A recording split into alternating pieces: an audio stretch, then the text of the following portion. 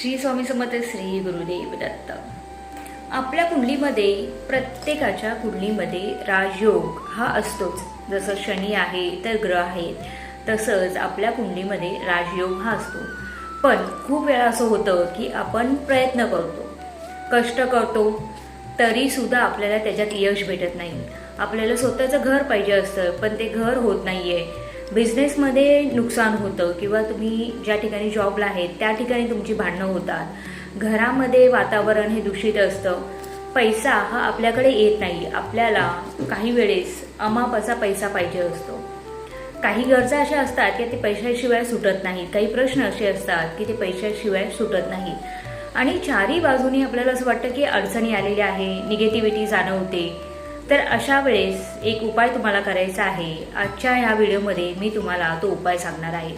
खूप साधा आणि सोपा उपाय आहे। पहिला जसं मी सांगितलं की आपला राजयोग जर तुम्हाला सक्रिय करायचा असेल तर तुम्ही हा उपाय 100% करू शकता आणि करून बघा, त्याचा बेनिफिट होतो। तर करायचं काय आहे, आपल्या शास्त्रामध्ये सांगितलं आहे की विष्णू सहस्त्र नाम। खूप सोपा आणि साधा असं आहे। विष्णू सहस्त्र नाम याचं तुम्हाला रोज एकदा तरी पठण करायचं आहे। फक्त एक वेळा वाचा, श्रवण करा। वाचायला येत असेल तर वाचन करा, पठण करा। नसेल जमत तर श्रवण मात्र नक्की करा। कधी करायचं आहे? सकाळी आंघोळ करून, स्नान करून, स्वच्छ असे कपडे परिधान करून देवासमोर, स्वामींसमोर दिवा लावून तुम्हाला शांत मनाने एकदा विष्णू सहस्त्र नामाचं पठण करायचं आहे। आणि जर सकाळी जमत नसेल तर ही प्रोसेस तुम्ही संध्याकाळी करा।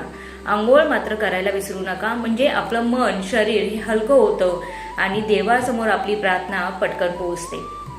त्यामुळे दिवसातून रोज एकदा तरी तुम्हाला विष्णू सहस्रनामाचं पठण करायचं आहे।